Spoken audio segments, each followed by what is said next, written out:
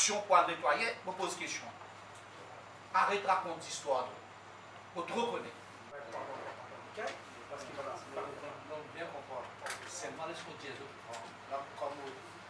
Aujourd'hui, c'était la rencontre donc de tout le maire, tout le district council, tout le chief exécutif, les ministres concernés et aussi donc divers fonctionnaires qui sont responsables de la situation.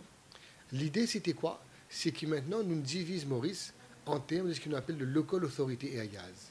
Et ça, Local Authority Areas, ce seront les régions dans lesquelles nous prenons un plan d'action concerté. D'accord? Et dans ces plans d'action concertés, prenons divers intervenants.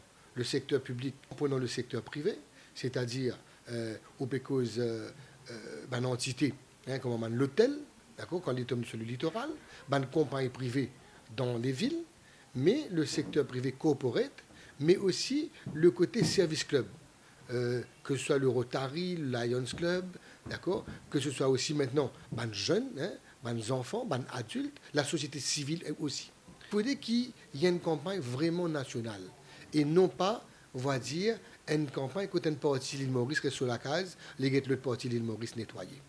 Vu qu'il nous fait une divise Maurice en local authority areas, donc en régions, dans lesquelles prenons un plan d'action concerté pour chaque région, l'important que ça va différents intervenants là, je participe à l'élaboration de chaque plan d'action pour chaque région.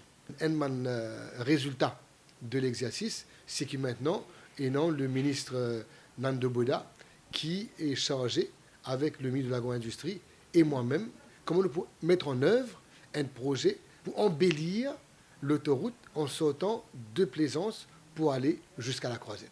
Pour le moment, nous trouvons beaucoup le secteur public, en partie le secteur privé, mais très peu de la société civile.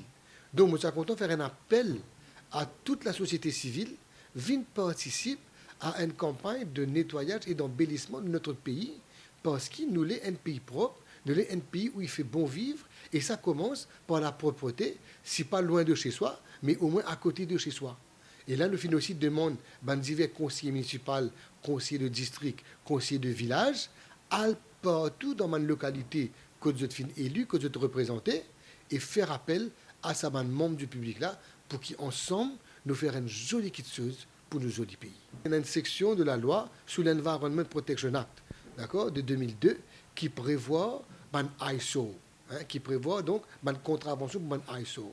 On n'est pas capable de consigner dans Maurice, dire qu'on a ce terrain, et dans le terrain, je suis propriétaire, c'est moi je garde la couleur ma langue. La loi est non, et la loi pourrait être appliquée.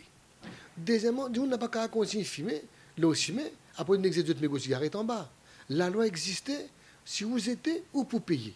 Donc aujourd'hui, nous pouvons prévoir un renforcement, si vous voulez, de l'application des lois. La loi existait, mais pour des raisons qui nous pas capables de comprendre, nous, les décideurs, finalement, à notre avis, un relâchement au niveau de l'enforcement, ce qui fait qu'il dit qu'on va dire PZT de partout, et pas il n'y a aucune sanction.